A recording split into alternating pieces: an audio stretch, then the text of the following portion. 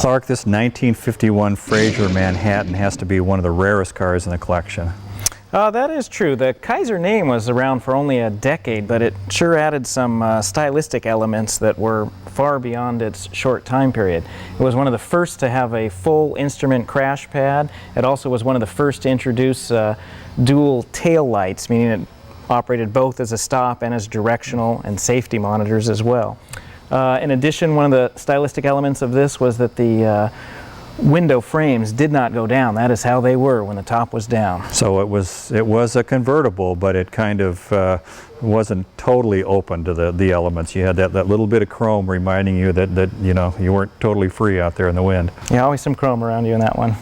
These kind of did, the Kaisers and the Frasers did okay for a while, and then they had a hard time. I heard rumors about the manufacturing them. There was something that caused them to be difficult to build.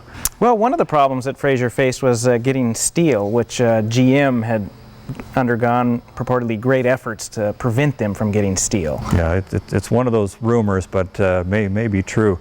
Well, speaking of a convertible that the window frames don't go down, next to this is the epitome of the car that I think everyone thinks of when they think of a car that those window frames stay put. Can we take a look at that? Sure. Okay.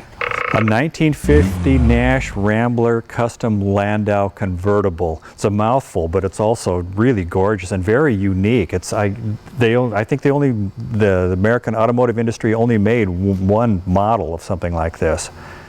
Yeah, well, this was an introduction into a compact American car that did quite well on its economy. It was $1,807, brand new, which was $40 less than the Chevy models of the time. One of the most distinctive elements that people grew to love about this car was the bridge beam design over the windows that served as rails for your convertible top going up and down.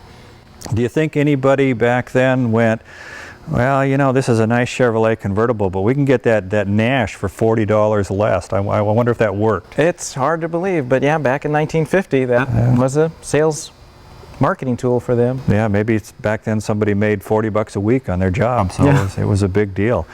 This has one distinctive thing that any lovers of comic books should know, or movies titled Superman. This has something very significant to it. And that would be the Lois Lane car to it, because Lois Lane used to drive one of these automobiles. Yeah, in the television series, this is what Lois Lane drove.